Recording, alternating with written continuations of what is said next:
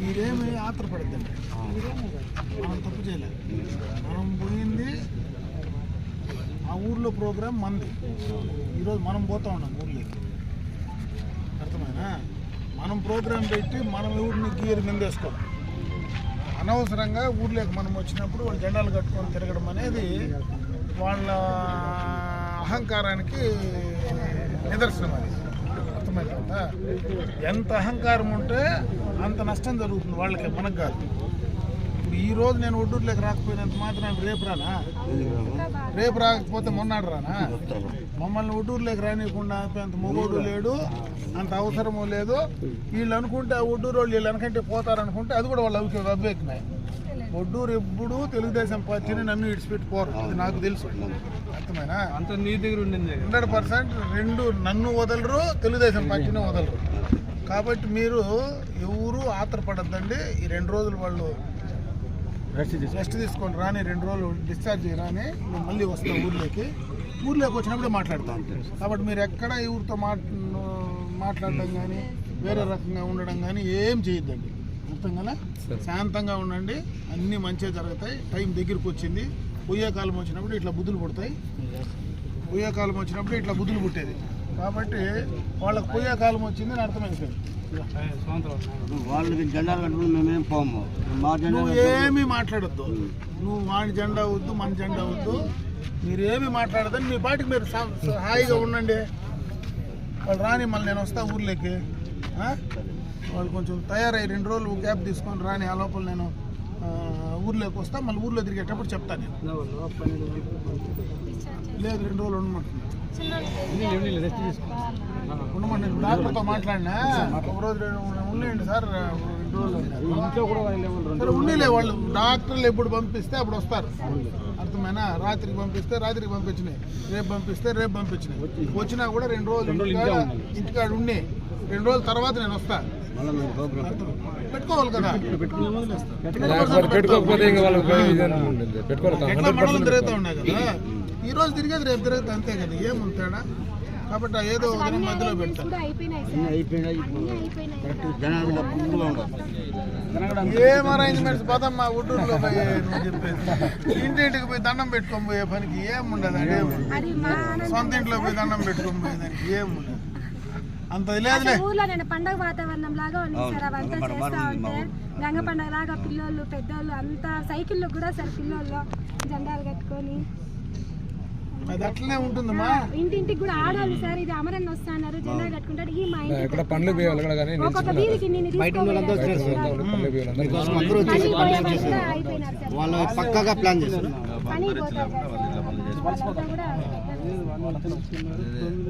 వాళ్ళ కర్మలే. దీనికి ఒకే మాట చెప్తా ఉన్నా, ఇప్పుడు పొయ్యే కాలం వచ్చిన వానికి ఇట్లనే ఉంటుంది. పొయ్యే కాలం వచ్చింది వదిలేయండి.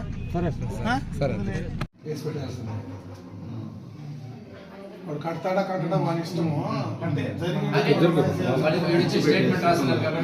కట్టుకొని పెట్టుకొని దాన్ని వదిలే. ఇదేదో గలాటా చేస్తే ఊర్లు లేకపోకుండా ఉండడం అనేది వాళ్ళ అవివేకం అంతే కదా.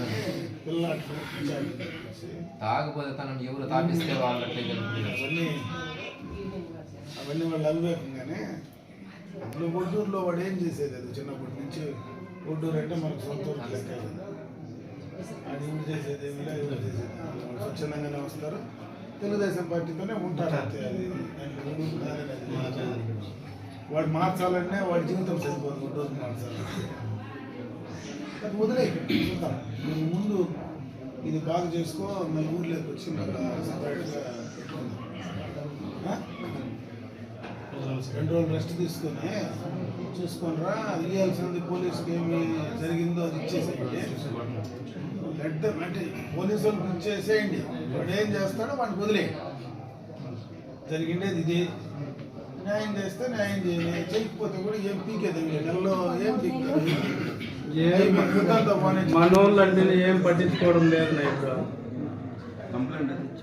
మనం చేయాల్సింది మనం చేస్తాం, మనం చేయాల్సింది మనం చేస్తాము. మన దాని ప్రకారం మనం ఏం చేయాలా రేపు తర్వాత ఏం జరుగుతుందో ఏం జరగబోతుందో అనేది మళ్ళీ దాన్ని వదిలిపెట్టాలి. ఇప్పుడు మాట్లాడే సందర్భంలో కాదు, మనం ఊర్లోకి పోవాలా, ఓటర్ని కలవాలా, వాళ్ళకి దండం పెట్టాలా, వాళ్ళకి మనం సహాయం చేయమని మనం అడుక్కోవాలి. దాన్ని అడుక్కునేదానికి అవకాశం లేకుండా ఒకరోజు చేసినంత మాత్రం మధ్యలోకి పోలేమా? ఈరోజు ఆగినాము, రేపు పోతాము, రేపు అయితే మొన్న వాళ్ళు ఏం చేయలేదు. మీరేం టెన్షన్ తీసుకోవద్దు, ఓపిక నిదానంగా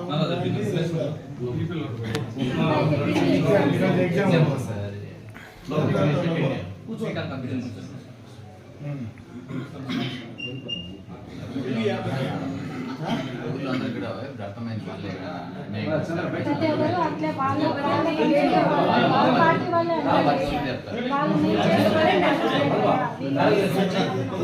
ఏ పార్టీ వాళ్ళకి అర్థమవుతుందని కదా పక్కన పెట్టి ప్రోగ్రామ్ వాళ్ళకి కాదు, ప్రోగ్రామ్ వాళ్ళకి. మనం ఊర్లో వెళ్ళిపోతాం. మన ఊర్లో వెళ్ళిపోయినప్పుడు గలాట జరిగిందంటే, మన ఊర్లో వెళ్ళిపోయినప్పుడు రచ్చ జరిగిందంటే మనం పోయి వాళ్ళ మీద పడం కదా. మనం మళ్ళీ పోనేకుండా చేసింది వాడనేది సామాన్యంగా ఆలోచించేవాడికి ఎవరికైనా అసభ్యమైన మాటలు చెప్పలేము. దానివల్ల మనం అప్పుడు కూడా చాలా ఏమీ కాదు, కొంచెం ఓపికగా ఉండండి. ఏమైంది ఒక 4 రోజులు ఏమైంది? అట్లనే ఏమో ఒక చెంప మీద కొడితే ఇంకో చెంప చూపించమని చెప్పను నేను. కొంచెం మన పని కదా, కొంచెం ఓపికగా ఉండండి. ఏం అసలు దాని గురించి వదిలే జరిగింది వదిలేదు, జరిగేది జరుగుతుంది, ఏం జరుగుతుందో జరుగుతుందో అని చెప్పేసి రండి. భవిష్యత్తు ఏం జరుగుతుందో దాని ఫలితం ఏందో వాళ్ళు అనుభవిస్తారు. మీరేం టెన్షన్ తీసుకోవద్దంటే కొంచెం నిదానంగా ఉండి చూసుకొని ఊర్లోకి వచ్చేయండి. అయిపోతానే చెప్పండి, ఎప్పుడు కావాలంటే మళ్ళీ ఊర్లోకి ఫిక్స్ అయిపోయి చెప్తే ఊర్లోకి వస్తాను. ఆ పంచాయతీని ఒక రోజు పెట్టుకుంటాను. ఎప్పుడైనా సరే గ్యాప్లో నువ్వు ముందు రెడీ అయితే ఎప్పుడు కావాలంటే మనం చెప్తాంలే. తీసుకొని కొంచెం తీసుకొని ముందు రెడీగా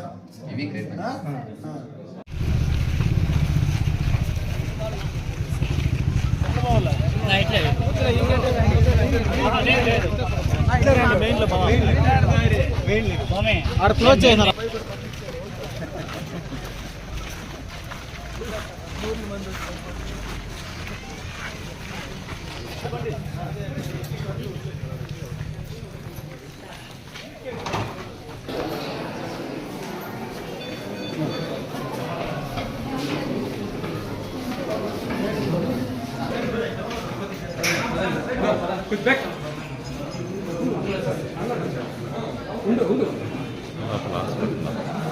హాస్పిటల్ లోపల ఎమర్జెన్సీలో వస్తానమ్మా.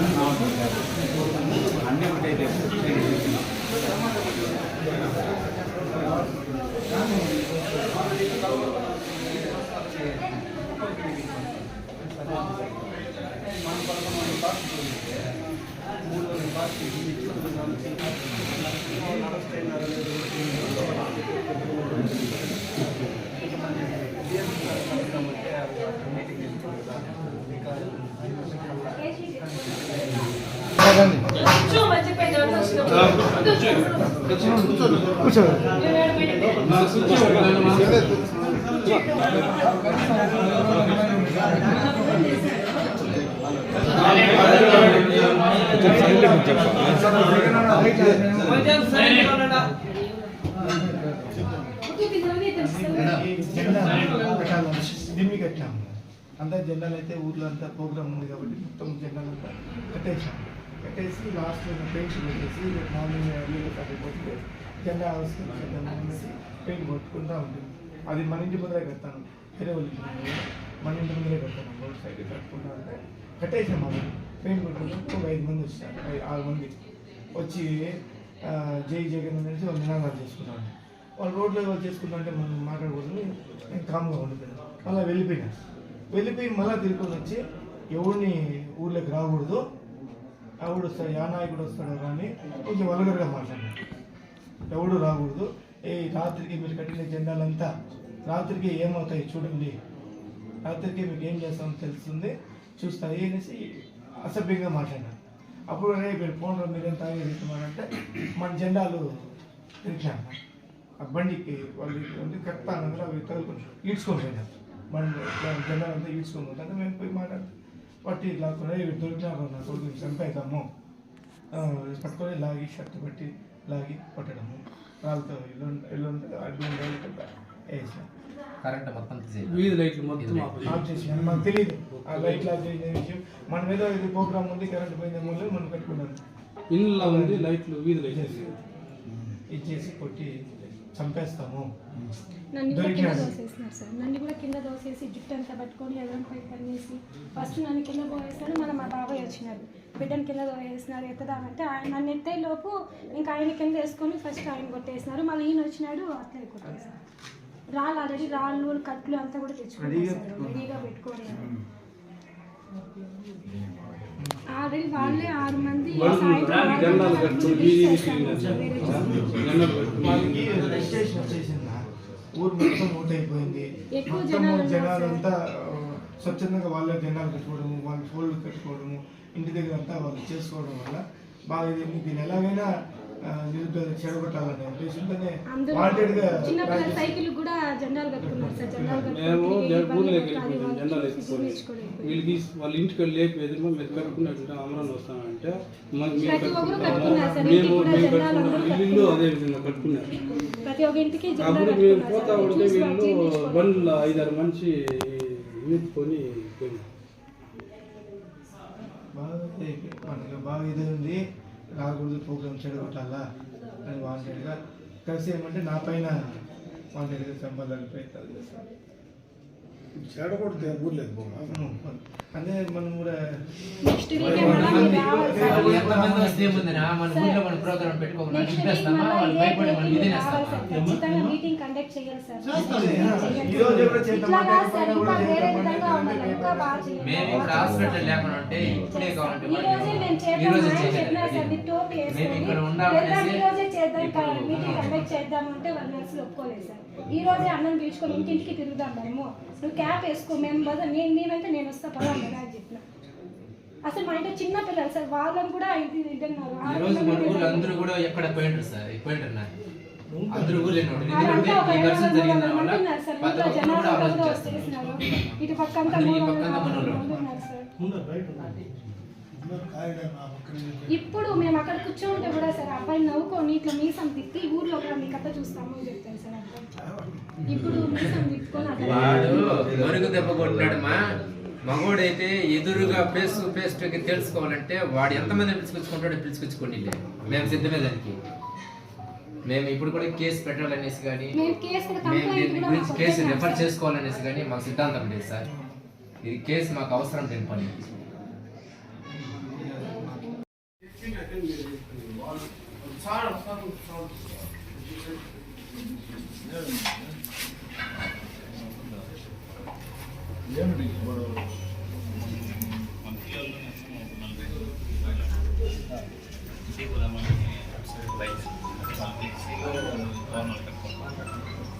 ఆ తోటలంతా కట్టుకుంటే ఫుల్గా మొత్తం బ్లాక్ అయినారు, అంటే బండ్లు కూడా పోలేకుండా కిందకు వదిలేసాను.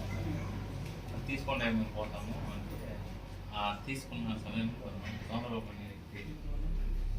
బూతులంతా మాట్లాడి కొంచెం ముందు ఆ తోరణాల మీద కొంచెం ముందు దాంట్లో పిల్లలు వేసాను అది తిరిగి బూతులంతా మాట్లాడి నేరుగా వచ్చి పరిగెత్తి వచ్చి ఎక్కి తిన్నాడు. నేను అసలు ఎందుకు తమ్ముడు నీకేమన్నా అన్యాయం చేస్తున్నా, పోనీ నీ ప్రోగ్రామ్ మాటలు వచ్చినమ్మా అని దిగితే అవంతా కాదు, నా కొరక మీరు చంపేస్తాం వేసారు ఒక తిరిగితే ఎలా తెస్తాను. నేను బుద్ధులంతా మాట్లాడి చాలా బ్యాడ్గా అయితే మాట్లాడాను. సోమవారం వాళ్ళ ఫ్యామిలీ వాళ్ళు కొంతమంది పిల్లలు కంప్లైంట్ ఇచ్చినారా?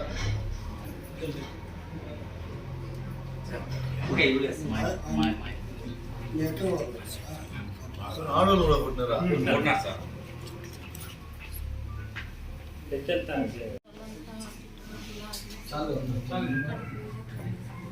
కడుపు తిన్నారు.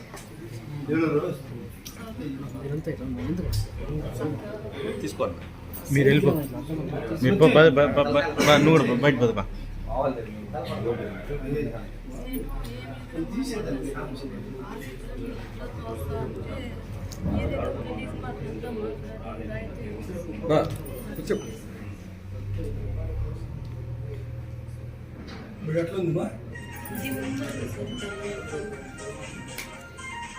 ట్రీట్మెంట్ ఇచ్చారు మేడం.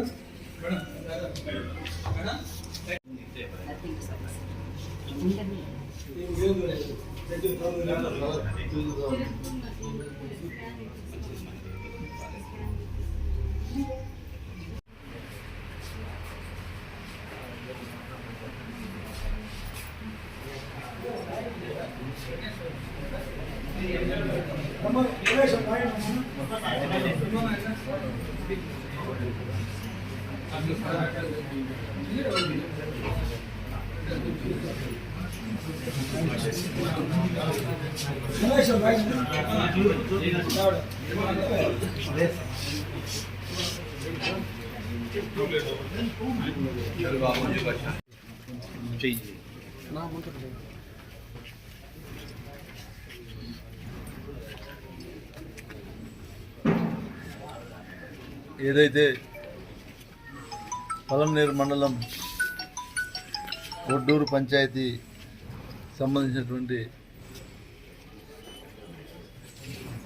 ఒడ్డూరులో